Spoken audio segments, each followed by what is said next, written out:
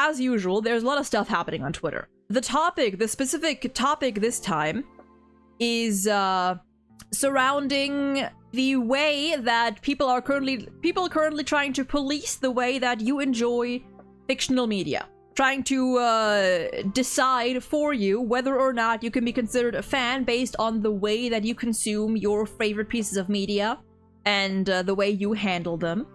And there are two tweets that have caught my attention. This tweet, I believe, is the one that mainly restarted, that sparked the debate anew. Saying, my friend is getting into Resident Evil and she hasn't played a single one of them. She ended up just watching them on YouTube instead. Is there something wrong with this franchise? Why do new fans refuse to play them? This debate is not new, but people have been arguing back and forth recently about whether or not the way you consume a game is indicative of you being a true fan or not. AKA, if you don't play the game, you cannot consider yourself a fan of said game. Even if you watch a playthrough, walkthrough, commentary, lore videos, whichever it is, if you have not played the game yourself, you are, according to these people, not allowed to call yourself a fan of the franchise. In this case, Resident Evil. I quote retweeted this. Well, I quote retweeted this. It's been saying, hot take, there's nothing wrong with watching games on YouTube. Not everyone can afford them, let alone the hardware to play it on. Plus, not everyone has the time to go through and play them. As long as they can understand the lore and characters, I think it's okay. I agreed with this. And I said, this should not even be a hot take. Because if we're talking about criticizing the gameplay, the way the game plays, yes, I agree. If you have not played the game, then how would you know what the gameplay is actually like, what it feels like? And then thus you should not be able to participate in those conversations. But when it comes to things like the story, the lore, the music, the visuals, the characters, it should not matter whether you actually play the game yourself or whether you watch someone else play through it on YouTube, with or without commentary. The way that I've experienced many games is through watching playthroughs, because there's so many games that are also very fucking expensive and consume a lot of fucking time that I just watched the playthrough. I skimmed the parts that didn't interest me, or gameplay heavier parts that didn't interest me, and that's fine. I have never played a single Resident Evil game. I cannot handle horror games. I like watching other people play them.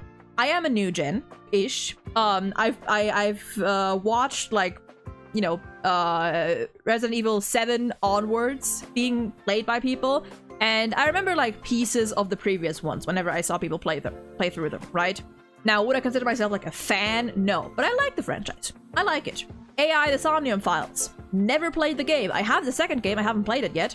Never played the original game. Watch a playthrough. Fucking loved it. Zelda. Majora's Mask was already one of my favorite Zelda games before I played it. I still have not beaten the game, and it is still one of my favorites. I love Twilight Princess, even though I barely remember anything of it. But from what I watched, I loved it. Because I watched someone play it who actually loves the franchise and who goes through the effort of 100%ing, so I get to see everything there is. Don't get me wrong, gatekeeping every now and then, depending on the situation, is not inherently bad, I would say. But in this case, what the fuck does it matter? If you're not talking about the gameplay, and people also saying if you're not playing games, you're not a gamer. Yeah, duh, sure, whatever. I don't fucking care about that. Yeah. If you don't play the games, don't call yourself a gamer. Sure. But whether I experience the story through watching someone else play it or playing it myself, I still know what's gonna happen. Now, and don't get me wrong. To me personally, there is a difference between playing the game myself and watching someone else play it. Just based on my attention span. There's some games that I need to play myself in order to really get invested in them. Where just watching a playthrough doesn't work. I had that problem with P2, where just watching the P2 playthrough didn't really work for me, so I played the game myself. But it's not always like that, and if I can get just as invested through watching something on YouTube as through playing it, then it doesn't fucking matter. Whether I played the $60 or not, it doesn't fucking matter. So this is the first thing, right? The second post, and this is going a bit more into my niche because it is time for another fandom PSA. This post I don't know anything about the user. Apparently the user has made some other I'll call them controversial posts in the past. I don't know about those. I just saw this one. At first I was willing to believe this was satire because it's so like so extreme. Like, this is the kind of shit that like normies who don't care about fandom at all, who are like very like uptight would post and then get made fun of for it. But no, apparently they're serious after reading like some of the replies in the comments. So this is in reply to this tweet saying, you don't like headcanons, you don't like fanfics, you don't like fan art, what the hell are you doing in the fandom space actually? If you need to change it, you are not a fan. If a fandom is a reason to play or avoid a game, you are just looking for a tribe to belong to, something to identify yourself. Not for the game in general, like gameplay, music, vibes, lore, story, hobby, and fun. This new concept of fan who distorts and rewrites the original work can go to hell. No one likes stupid people who only antagonize the true enjoyers. This is a whole lot of something. There are several points here that I feel like are worth addressing. What is it with people overcomplicating what being a fan really is? You can literally be a fan even if you only consumed one part of the series, like one game or one volume of a manga. Yeah, I will say, I do think there's levels, so to speak.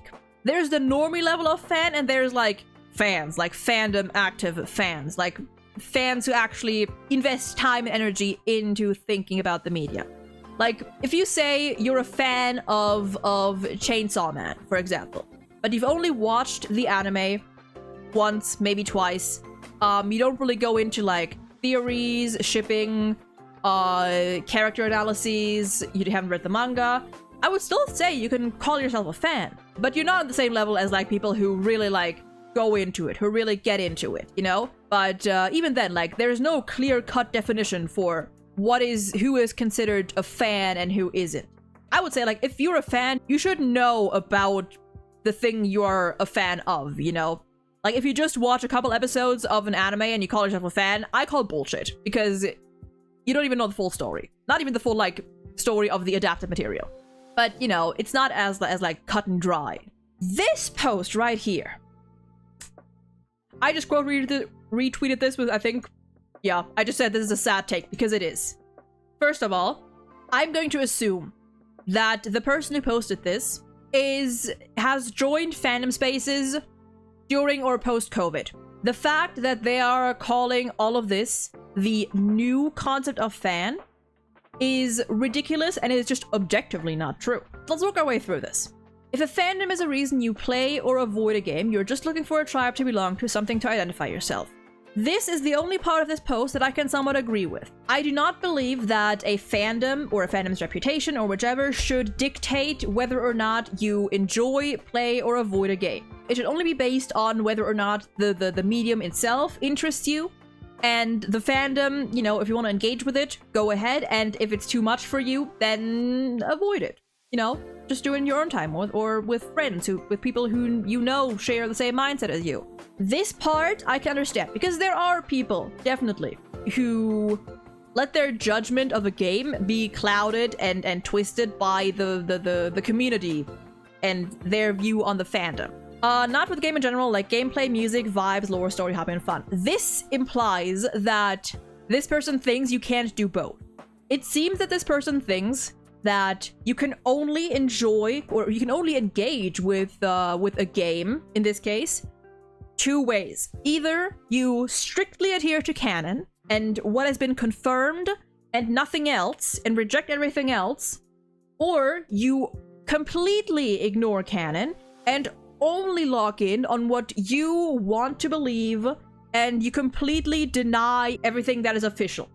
Usually, a fan does neither. Now, don't get me wrong, there are people on both sides. There are people like this one who are like, if it's not canon, it's stupid and shouldn't exist, and you're dumb for engaging with it. And there are, of course, people who take it so far that they just, in their heads, accept their headcanons and their theories and their speculations as canon and then reject, you know, the actual source material. Those people exist, but they're that's the extreme side, and usually not how it goes. Now, as I've said before, this concept of fan is not new. In fact, if you go back a couple decades, fandom is built on taking the source material, the canon material, and exploring it, expanding on it with your own thoughts, with your own interpretations, sometimes based on canon, and sometimes you take little bits and pieces and you just twist yourself a whole new thing, you know? Through fan arts, fan fictions, other fan works of any kind. Fan fictions, for example, are not new. Fan fictions, and I'm sure this also counts for shipping, are what have saved many franchises from going under. The first, I'll say, like, documented case of this happening was fucking Star Trek. In the 60s, 70s? I believe it was 70s. One of the most popular examples of people creating fan works, shipping, fanfics, quite literally saving the series. Because that kind of stuff draws attention. Shipping, fanfictions, fan art, merch, fan merch, that is what actually attracts new people to the space.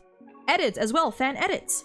A lot of franchises, a lot of shows and games I've grown interested in because I've seen people talk about certain characters that they really enjoy. Because I've seen people talk about ships that I really love. And I'm like, that, you know, I like that dynamic. That'll be up my alley.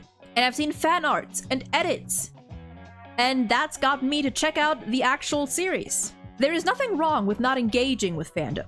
That's totally fine. You can just stick to what is strictly canon and not engage with the shipping side, not engage with the fanfic side. You can go about your day and enjoy your piece of media without ever opening AO3. Who the fuck cares? There is no antagonizing happening. The only reason you will be antagonized is if you say shit like this. Is if you antagonize first. Because this is you throwing the first stone. So you cannot be surprised if people are gonna take that the wrong way. And if people are gonna respond to that. Like I am right now. Because this is just a very narrow and very sad take on fandom and enjoying fictional media. Of course, like fandom folks can also go too far. Of course, they always can. It is also a concerning, you know, thing happening like recently with I think was Heated Rivalry one of them, where a show or like an article talking about a show openly brought up like fanfics, which we don't want to bring fanfics and fandom into the mainstream any more than it already is. It already has breached mainstream, thanks to, you know, mostly the pandemic.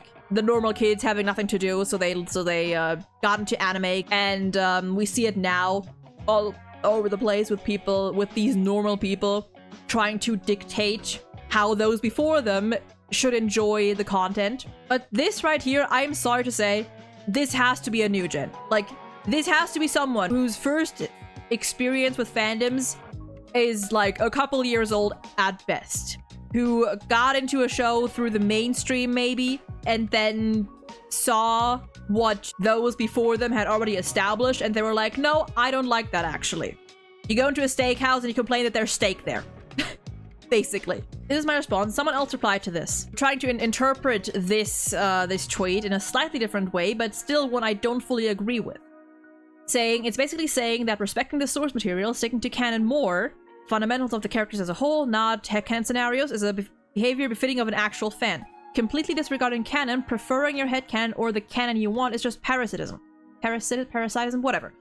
This one, I can get behind a little bit more, but again, this is assuming that these two scenarios of enjoying a series based on canon and coming up with your own entire new thing, these two are not mutually exclusive.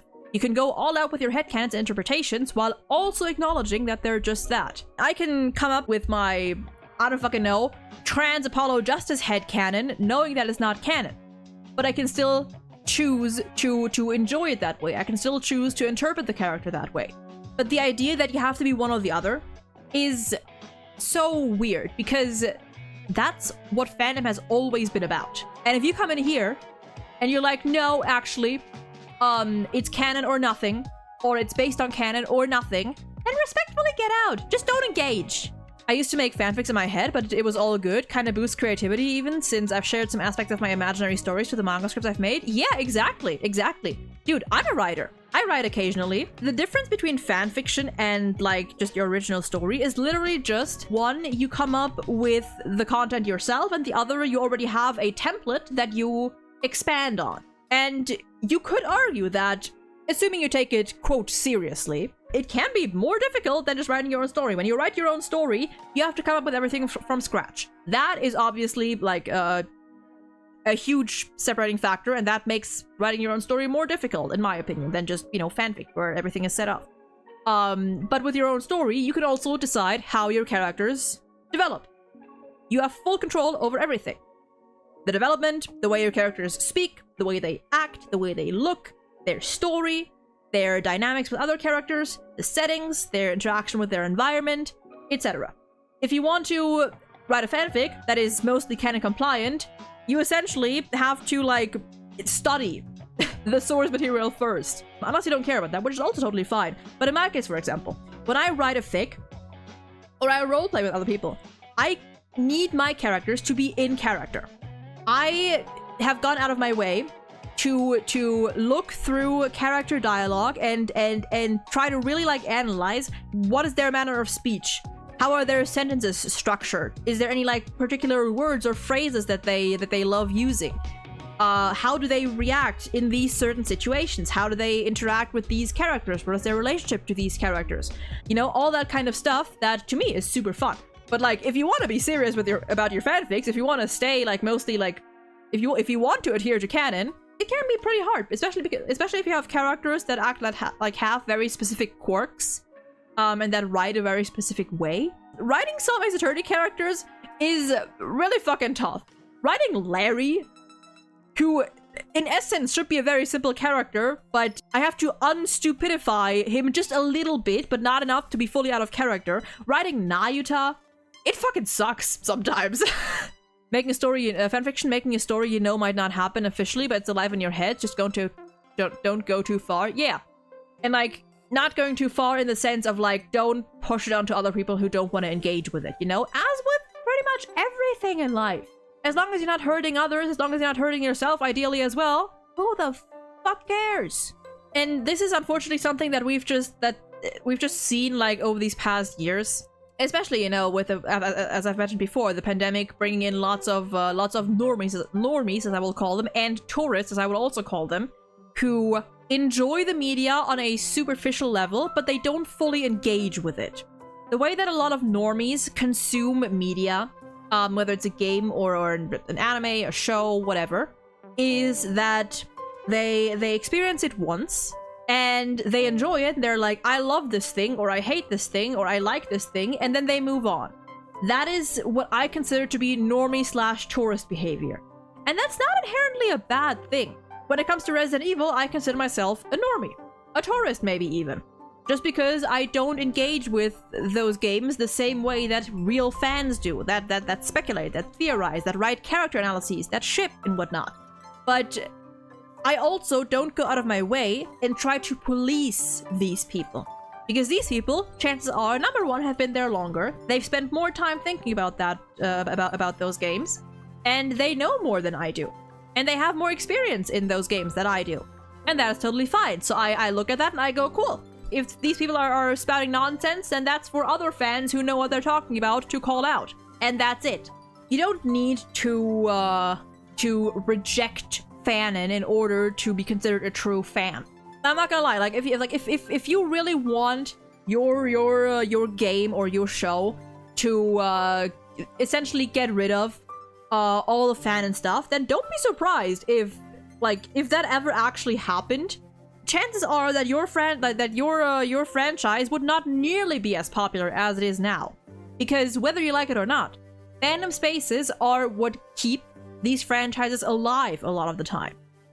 What can bring them back to life. So, yeah.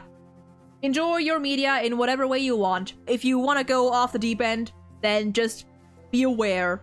You don't have to cling to canon, but respect it, acknowledge it. Don't claim that your own interpretation is canon when it's not, which people usually don't do. Anyway,